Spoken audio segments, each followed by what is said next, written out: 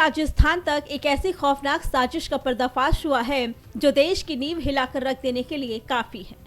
दुश्मनों ने अब भारत के खिलाफ एक बिल्कुल नई और अदृश्य जंग छेड़ दी है, कपड़ों और पहचान की जंग। ये कोई आम आपराधिक मामला नहीं, बल्कि देश के भीतर रची जा रही एक बेहद खतरनाक स्लीपर सेल या आतंकी साजिश की बू है, जिसकी गहराई तक पहुंचना सुरक्षा एजेंसियों के लिए सबसे बड़ी चुनौती बन चुका है। पवित्र नगरी अयोध्या इस वक्त देश विरोधी ताकतों के निशाने पर है। यहाँ के राष्ट्रीय दशरथ मेडिकल कॉलेज से एक ऐसा सच सामने आया जिसने प्रशासन के होश उड़ा दिए। बलरामपुर का रहने वाला पैरामेडिकल छात्र मोहम्मद सरफराज कॉलेज की लैब से संदिग्ध हालत में पकड़ा गया। उसके पास से जो पर्ची बरामद हुई उस पर कोई साधारण नोट्स नहीं, बल्कि बम बनाने की पूरी विधि, केमिकल फॉर्मूला और तबाही का खौफनाक ब्लूप्रिंट लिखा हुआ था। लेकिन इस साजिश का सबसे भयानक और शातिर पहलू इसका भेष बदलना है। एटीएस और पुलिस के शुरुआती जांच में ये चौंकाने वाला खुलासा हुआ कि सरफराज अपनी पहचान छुपाने के लिए भगवा कुर्ता और पीली धोती पहनकर अयोध्या की गलियों में घूमता था। यहाँ तक कि वो भगवा कुर्ता पहनकर सरयू नदी में स्नान करने भी जाता था, ताकि किसी को भी उसके असली मंसूबों पर शक न हो। बड़ा सवाल ये है कि एक मेडिकल छात्र को लैब में बम बनाने के फॉर्मूले लिखने और हिंदुओं की आस्था के केंद्र में भगवा वेशभूषा ओढ़कर घूमने की क्या जरूरत थी?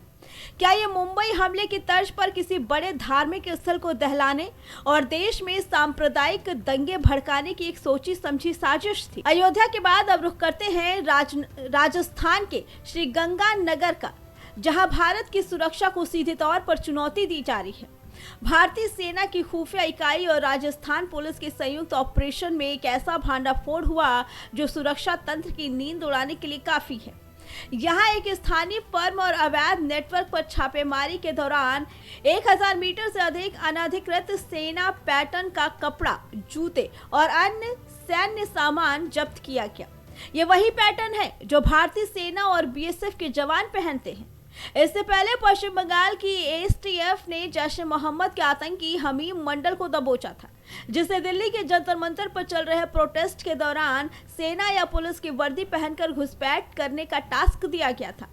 सोचिए, अगर ये नकली वर्दियां देश के संवेदनशील इलाकों या भीड़ भाड़ वाले आंदोलनों में आतंकियों के हाथ लग जाती तो देश में कितनी बड़ी तबाही और भ्रम की स्थिति पैदा हो सकती थी। एक तरफ अयोध्या में भगवा लिबास की आड़ में बारूद का खेल खेला जा रहा है, तो दूसरी तरफ राजस्थान से लेकर देश के अलग अलग हिस्सों में सेना की वर्दी का अवैध स्टॉक तैयार हो रहा है। यह इस बात का स्पष्ट प्रमाण है कि भारत के भीतर बैठे गद्दार और बाहरी काका अब हाइब्रिड वॉरफेयर खेल खेल रहे हैं, जहां कपड़े, पहचान और धर्म का इस्तेमाल करके देश को अंदर से खोखला करने की साजिश रची जा रही है।